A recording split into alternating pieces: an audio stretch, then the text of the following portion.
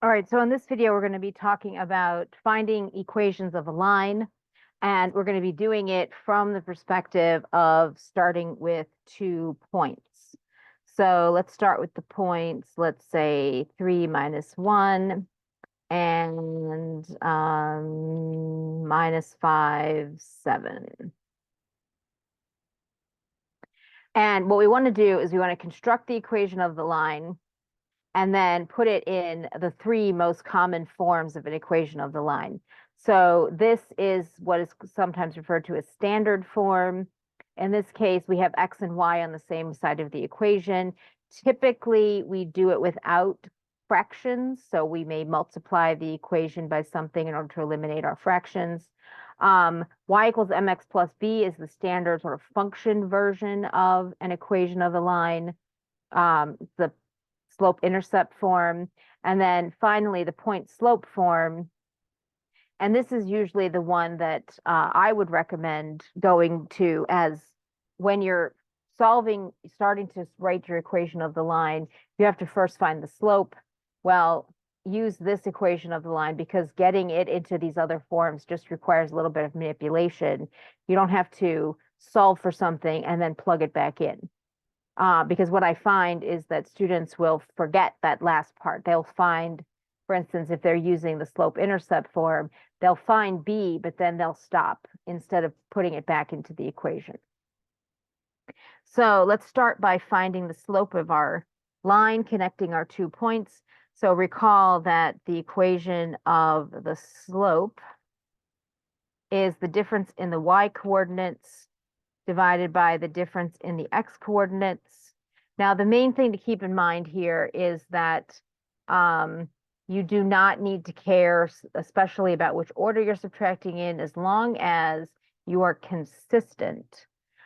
If you are inconsistent about the order of subtraction, you're going to get this point wrong. The other thing to kind of keep in mind is that the subscripts indicate what point you're associated with.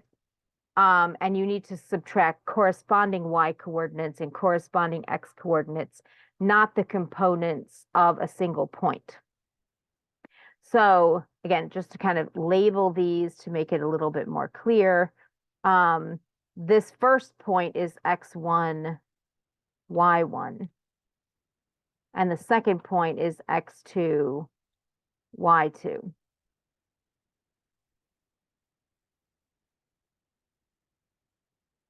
Okay, so that's what we're referring to. Point 1 has the 1 subscripts. Point 2 has the 2 subscripts. And the first components are x's and the second components are y's. So in this example, y2 would be 7 and y1 would be minus 1.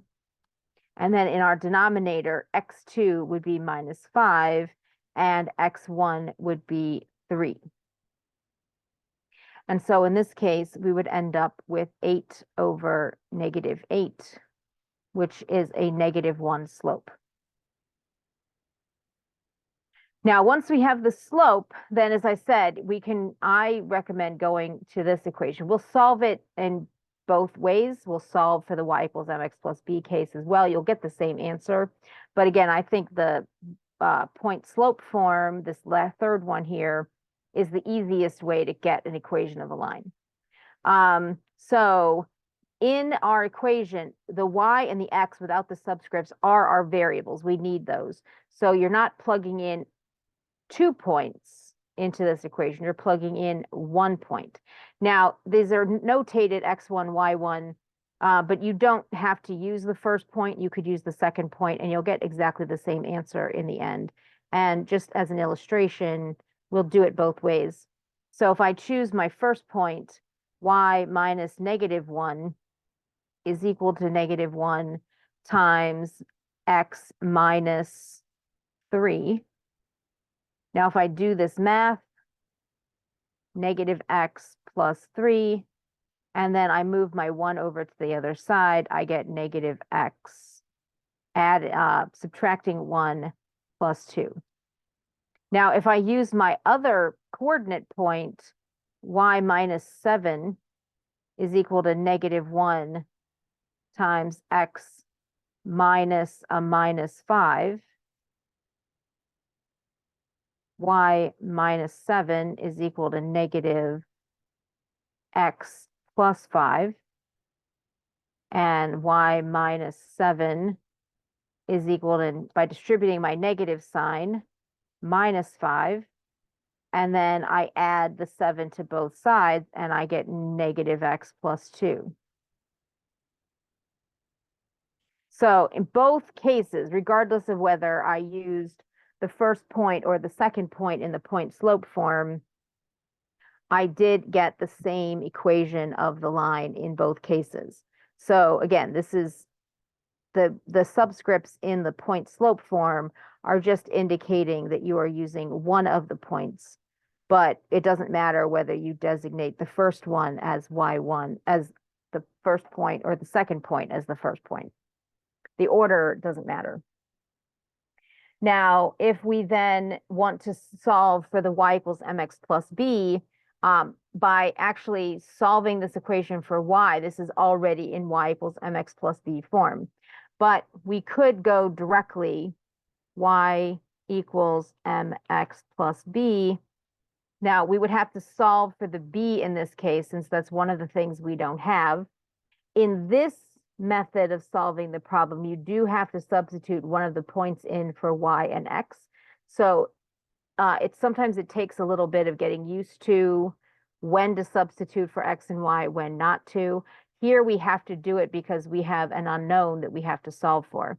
So if I use the coordinates of my first point, y was -1, and then m was also -1, x for that first point was a 3, and then I'm solving for b. -1 equals -3 plus b. If I add 3 to both sides, I get b is equal to 2. Now, that's fine, but then again, this isn't finished. You would have to go back into your equation,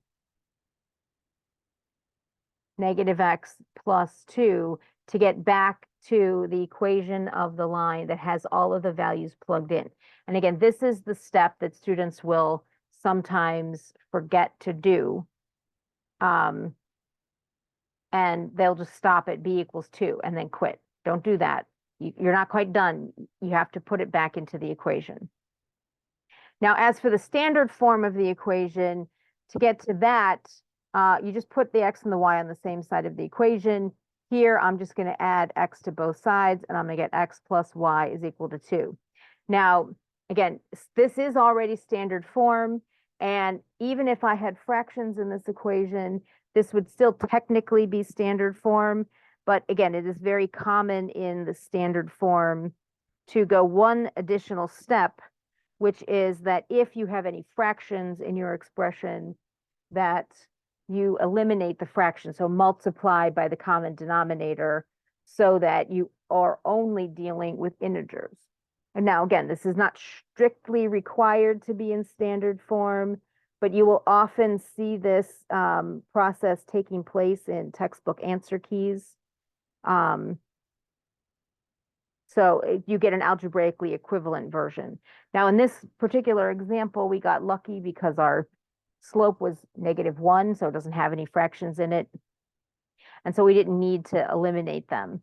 But once x and y are on the same side of the equation, that is technically already in standard form.